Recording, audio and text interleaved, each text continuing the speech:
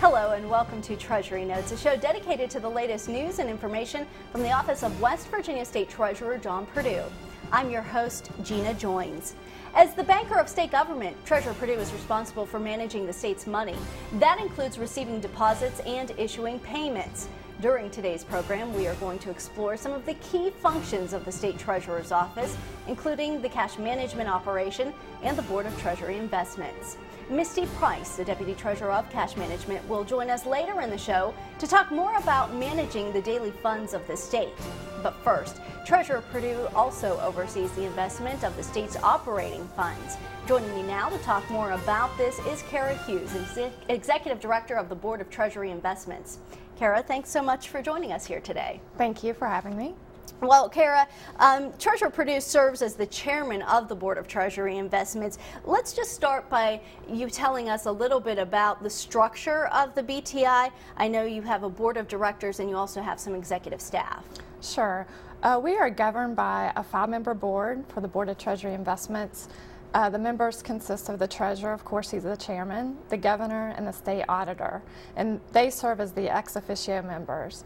And then the governor also appoints 2 remaining members. One is a lawyer in the community and the other is a CPA, and they must have financial and investment background. And you also have executive staff that works for the board. That's correct.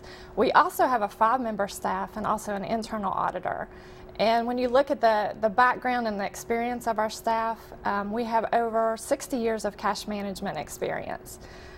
We also have, about half of us have CPA designations, several other designations. We have an individual that's working on their CFA, which is a chartered financial analyst. And it's a very prestigious designation, and he's on his level 2. So that's even going to add to the expertise of our staff. And I know that's something that Treasurer Perdue has put a premium on, is he wants in the Board of Treasury Investments very professional staff that's qualified to do the job, and making sure that when you're talking about investing the state's money, you have the right people doing this job. So I think it is important to note that he's made such an effort to hire people with the right credentials for this job. The BTI is also, it is an investment vehicle for certain types of state funds. Why don't you just give us an idea of what are some of the monies that the Board of Treasury Investments invests? Sure. The Board of Treasury Investments, we invest the short-term funds of the state, so those are the operating funds for state agencies and local governments. Our portfolio is around $4 billion, so we have a lot of money there to manage. Like I said, 95% of the funds represent state agencies. So when you look at cash flows, you're looking at a whole gamut of types of flows, from federal funds to tax receipts to state aid. And then also 5% of our portfolio represent local governments. So they have the option to invest in the state pool. And that could be any type of funds that they have, from fee collections to just anything that local government would collect. Yeah, but what is the overall goal when it comes to investing these different types of funds? Well, the board has really 3 main objectives, and the first is to maximize safety. So that's the most important. These are short-term funds. You know, we don't want to take a chance on losing any type of money. The second is liquidity. So we want to make sure that agencies have daily access to their funds. And then also we want to maximize yield. Although I say that very cautiously because we still focus on safety and security of the funds. And then also, just to add a little bit about our board, we also want to make sure that we diversify our assets, and also, abide by state law, by state code. We're governed by West Virginia State Code 126C, so we want to make sure that we abide by that also. All right. Well, I know Treasurer Perdue is very proud of all the BTI's accomplishments. Can you give us a little history of the Board of Treasury Investments? It hasn't been in existence for a very, very long time. You guys do have some years under your belt, though. That's correct. The legislature established us in July of 2005. Previously, the short-term funds were managed by the Investment Management Board, and they currently manage the pension funds of the state. So we like to make sure that we have that designation. The reason that the funds were transferred was to provide better cash management among state money, and also that state funds should be managed in-house in state government. So that was really the purpose of the transfer. When we got the funds, they were around $2 billion, and we have practically doubled that in size. We're around $4 billion. And I attribute that to the expertise of our board, again, our staff, and our investment managers. All right. Since its inception, the BTI has had some high industry ratings among the different standards that are out there. Can you kind of elaborate on that? Sure. One of our first goals was to be rated by S&P, and actually this is the first time in state history when we got those rated back in 2006. The money market pools were rated by S&P as a AAA pool, and that really, I know there's a lot of question, what does that really mean? That signifies that our money market pools have excellent stability and principal.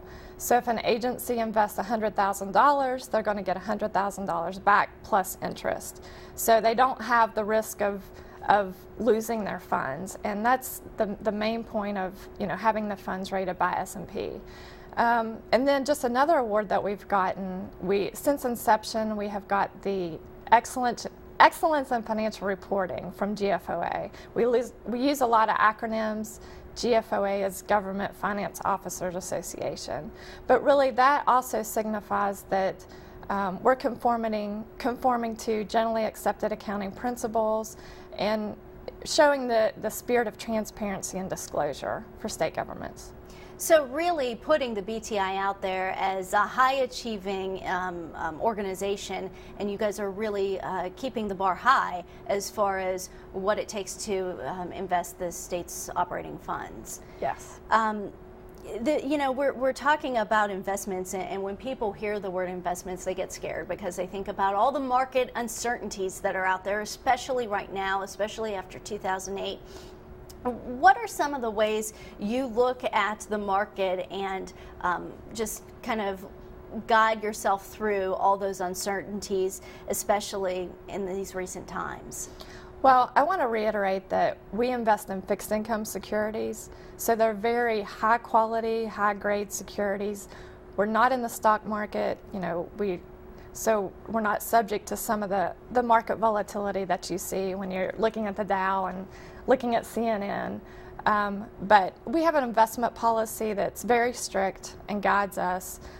For instance, our investment policy, we can only invest a minimum, we have to invest in U.S. Treasuries. So those are backed by the full faith and credit of the U.S. government. Another part of our policy, we can only invest 5% in one corporate name.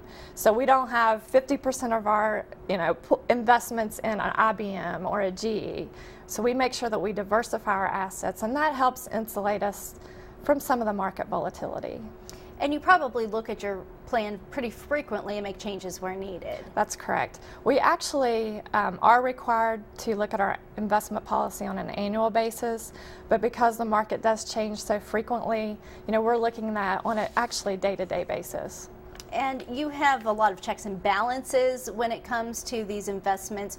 Talk about some of the other people you work with to make sure that you guys are making the right decisions. Sure, we do have a lot of checks and balances. First of all, we have investment managers that actually manage our portfolio. So we do not actually do the trading activity in-house. We rely on experts for that. You may have heard some of these global giants, UBS, JP Morgan, Federated, are our investment managers, and they have to abide by our strict investment policy. We also have an investment consultant, NEPC is our investment consultant, and he serves as a watchdog over these investment managers. So he helps us with annual due diligence review. He helps us direct and guide our investment policy. Just anything that's happening in the market, he's there for assistance to us. And then thirdly, we also have external and internal auditor. So they're looking at our financial statements, they're looking at our internal controls, reviewing our trade activity. So we have lots of layers of reviews and checks. And talking about layers, you of course are bound by state code, but you're not just bound by state code, because you also have policies that have been developed for the Board of Treasury Investments when it comes to investing the state's money. That's right? Correct. We actually, we just passed legislation. The Treasurer had a large legislative bill that just passed, and the BTI had several components in that. So even though this bill just passed, we still have an investment policy that lays over that. So it's even more restrictive. And our board is ultra conservative and wants to make sure, reiterate that funds are safe. Okay. Talking about investing the state's operating cash, you also deal with political subdivisions like cities, counties, boards of education. They're eligible to invest as well. Is that correct? That's true. 5% of our fund is local governments. Most of the local governments around the state invest with banks, which we encourage them to do. But we offer our state investment pool as an alternative. Lots of local governments too that have bond proceeds find that our government money market pool is very attractive to them. It's very restrictive. It only invests in U.S. Treasuries and government obligations. So that's a very attractive pool for local governments. And you do work a lot with many of the banks out there. One of the big programs that the BTI has is the West Virginia Bid CD program. And talk a little bit about that. What's that program entail, and how does it work? That program started about 7 years ago. And what the incentive of the program, the reason that we started it, was to invest West Virginia money back into West Virginia. It's basically an online auction where banks can bid on West Virginia money. So we have about 10 auctions per year and auction off about $20 million per auction. And it's similar to eBay in that banks can they make a bid and we set a minimum rate, and they're either in the money or out of the money. So basically, once they're awarded that money, then they've bought into CDs of West Virginia. And that's reinvesting in the state, really. Correct. Or Correct. I guess the state reinvesting in exactly. the community. I got that vice versa. Yeah, it is the state investing back into the community, which is a great program, a great way to work side by side, I think. Right, and the banks have been very receptive. To date, we've put about $950 million into West Virginia banks, and we've earned about an additional $9.5 million in interest. Well, great program, and again, the Board of Treasury Investments, I know you guys are always working hard, striving hard to do the best when it comes to investing some of the state's money. So we thank you for that, and we thank you for joining us here today. It was a pleasure to talk with you, and we're glad we could get you on the show. Well, thank you so much for having me. All right, thanks so much, Carrie Hughes, for joining us today. We're going to take a quick break right now, but when we return, we're going to talk more about some of the other key functions of the Treasurer's Office. Stay with us. West Virginia State Treasurer John Perdue is dedicated to returning unclaimed property to its rightful owner. This ad contains only a few of the thousands of unclaimed property accounts overseen by the Treasurer's Office. If your name is listed in today's post, you can file a claim online at wvtreasury.com or by calling our office at 1-800-642-8687. Didn't see your name? Do a search on our website. It only takes a minute and it's completely free. Go to wvtreasury.com and search today.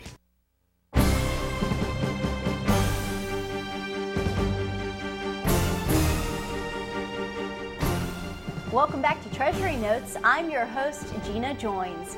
Treasurer John Perdue oversees more than $13 billion on an annual basis. With such a large amount of money going in and out of the Treasurer's Office, speed and security are top priorities. That's why Treasurer Perdue's Cash Management Division continues to implement new practices to increase efficiency and to keep the state's money safe and secure.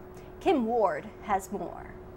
There was a time when sending checks through the mail for payment and deposit was fast and efficient. But these days, processing paper checks not only takes time, it can also leave your money vulnerable to being lost or stolen. Just like many of you, Treasurer Perdue is embracing modern technology to improve banking functions of the State Treasury Office. For more than a decade, the Treasurer's Office has made it possible for people to make online payments to various state agencies and institutions through a secure server. The Treasurer made the decision to centralize in order to most effectively protect the person making the payment. E-Government, the online service offered by the Treasurer's Office, is a safe, convenient way for customers to make online payments with a credit or debit card. So we know that anyone doing business with the state is secure online, and we don't have to worry about where their credit card number is, who's holding it, could it get lost or compromised. Online payments aren't the only digital transactions handled by the Treasurer's Office. With paper checks changing hands and going through the mail, there are many opportunities for a check to be lost or account information to be compromised. With check imaging, you can rest assured that your money is safe. As it is now, we image the checks, we keep the images in a secure server, and then we actually shred the original document. So there's no paper anywhere with an account number or a bank information on it. Treasurer Perdue continues to search for ways to ensure West Virginia's Treasury functions operate in the most secure, efficient manner. It's been a wonderful experience to work with someone who's not afraid to change and who is always on the cutting edge and pushing us to think outside the box and try to figure out ways to do things better and more efficiently.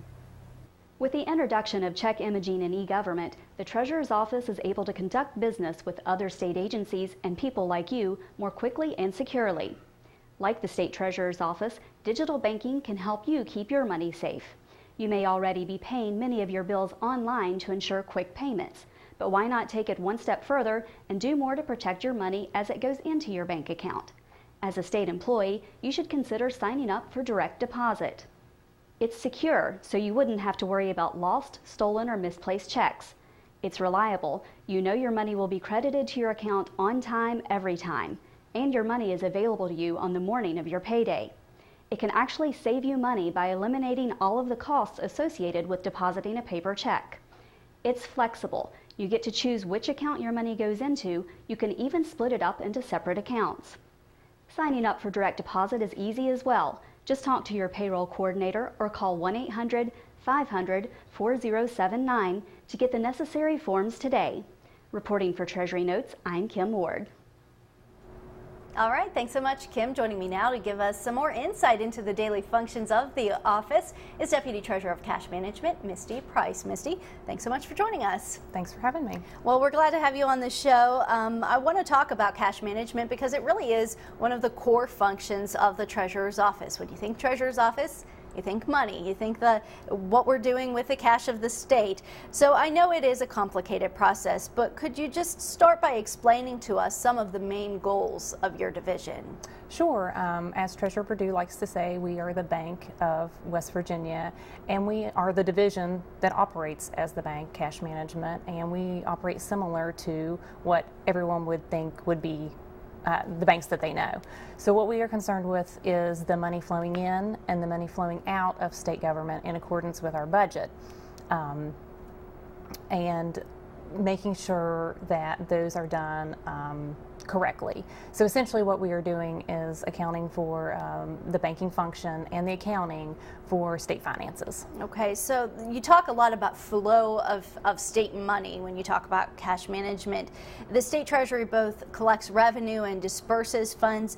Share with us some of the key duties of the state treasurer. As I said, this is really a core function of the office. Right, of course, that is our main responsibility, and our goal is to collect money in, which are our deposits, and disperse the money out, which are payments. We can do that in a variety of different ways. We can use wire transfers, EFTs or electronic fund transfers, and we can also utilize paper checks or currency.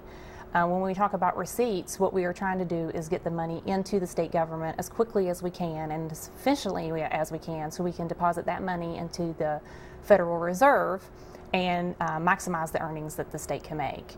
When we're talking about payments, what we are trying to do, we can do it electronically or paper again, and depending on which method the vendor or the person that we're making the payment to selects is kind of a different process of what it goes through.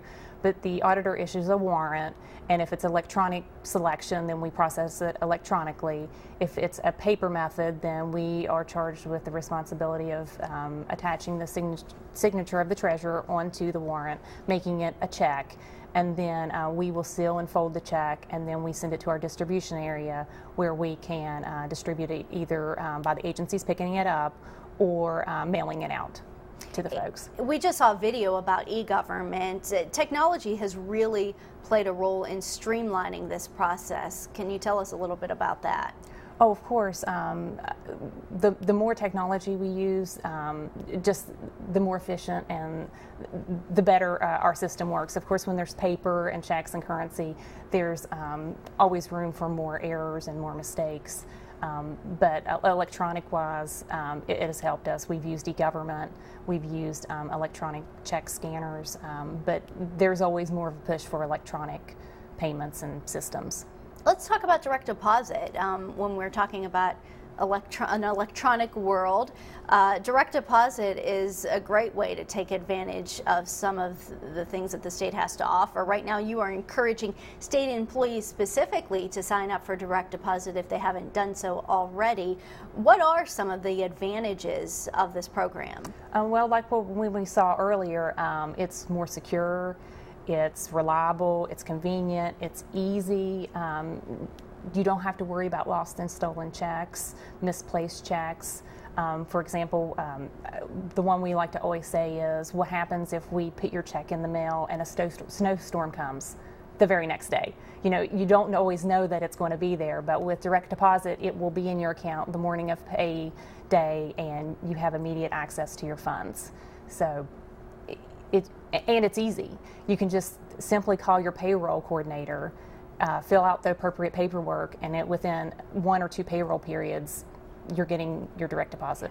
And you said it's secure. I mean, people don't really have to worry about this money because it goes directly into a secured bank account. Correct, and most of those accounts are FDIC insured, so it's safe. Yeah, well, last month we talked with Todd Childers about the new Enterprise Resource System, Enterprise Resource Planning System, I should say, ERP, as we like to call it here in state government. Its official title now is WV Oasis. That is the system that is going to replace all systems, I guess. It's going to be administrative, business reporting. It's a software system that will really be the universal system for the state to operate on in the coming years. It's quite a long process to roll this out. It's quite a long process to develop this system so it works for West Virginia. We have a lot of people working to do that. You've played a key role in helping to implement the system and get it off the ground. What are some of the updates to this project? Are there any updates right now? I'm not sure if there's any significant updates since you've talked to Todd last month, I believe. Yes. But I do know that the employees down there are all working very hard to get and make sure that we have the absolute best system in place when it comes to implementation time. And I would like to say that this is such a large scope project, and each week the team down there encounters numerous challenges, and to see the amount of teamwork from all of the different agencies that are coming together to make sure that this project work is really impressive. And I know Treasurer Perdue is very excited about getting this and supporting this, the biggest, what does he say, the biggest technology implementation since he's been here. Absolutely. It's a huge undertaking, and it is going to affect the Treasury operations to some extent, or at least the way we operate. Talk a little bit about how it's going to be used under our roof in the Treasurer's Department. I think to users that are outside of the Treasurer's office, it won't be that big of a change. Of course, it'll be a change for them when they have to learn the new system, but once they learn the new system, it should work about the same, either whatever they're working on. To us, we're having to change some of our process and some of our flows and some of our reporting, but that won't be seen from anyone except for inside our area. But we're working through that, and it should be seamless compared to the other agencies. They shouldn't see any problems with that whatsoever. What are some of the benefits to being on a universal system? I think the one that's used the most is a universal or a one sign-on, because that's what's going to be so helpful. Because right now, just to take for example our Treasury, our top system, which is where people and agencies go to look at their checks that have been issued. Right now, they have to go in FIMS, which is our accounting system, and they may be making entries or doing some accounting work, and then something comes across their desk where they need to put a stop payment on a check, let's say. And so then they have to get out of FIMS and go into our system and put the stop payment, do the research, put the stop payment on the check, and then get back into FIMS and do something. Well, with WV Oasis, it will all be in one system. So there will be no logging in, logging out. It is one universal system, one sign-on. Better communication among state agencies as Absolutely. well. Do you envision that? Absolutely. This system, I think for a lot of the general public, they're surprised to learn that we're not already using a universal system. So I think this is something that the state is excited about and has been preparing for a while. Yes. Yes. What are some of the ways that you think this is going to better improve communication among the agencies, and just like you said, the fact that employees aren't going to have to spend extra time logging into 3 or 4 different systems to do different functions that they might encounter during the day? Well, even from a perspective of, I think that right now we're working better together. When you're down working on the project, you know who to call at the different agencies now. If you have a question, you're working with them a lot on a day-by-day or a week or a monthly basis. So now if you have any questions, I don't think there's the divider between the agencies that maybe there once was, or that the employees know who to call in the other agency if they have a problem, or if either about the system or just maybe just their daily processes just in general. Yeah. So moving forward, how do you think that the cash collection and cash reporting of the state will continue to evolve? Because this is going to be a big change. Yes, and cash collections and cash receipts have been evolving all the time. It has in the past, like with e-government, our e-gov system. In the past, there was a need for payments to be made online, so yeah. e-gov was That was developed. Revolutionary back when we started it, right? It was, and even something as simple as this session, we got a part of our legislation that passed was we changed the 24-hour deposit rule to 1 business day, which tremendously helped some of the agencies who collect funds towards the end of the business day on Friday, where now they will be in compliance with code because they can deposit that money on Monday. Doesn't seem like a big change, but it's really helped them out. But it is, and that's how most banks operate, I think, in this day and age, correct? Right. Correct. So a lot of the legislation really just cleaned up some of that language to bring us into a modern era. Right, right. Yeah. Okay. Well, any final thoughts before we go? Any final thoughts on the cash management division? No, just that we're always we're here to make sure that the flow of money is done properly, but we're also here to work with the agencies to help them in any way that we can to become more compliant with code. If they think that they might be able to receipt or disperse money in a more efficient way, we're here to help. Okay. Thank you so much, Misty Price, Deputy Treasurer of Cash Management. We appreciate you joining us today. Thank you. All right, well, that's all the time we have. Remember, you can always get the latest news and information from the State Treasurer's Office on the go. Follow us on Facebook and on Twitter, or check out our blog for financial information. Connect with the Treasurer's Office. You can visit us and get more about our show today at wvtreasury.com. Keeping you informed on the Library Television Network, I'm Gina Joynes with the Office of West Virginia State Treasurer John Perdue.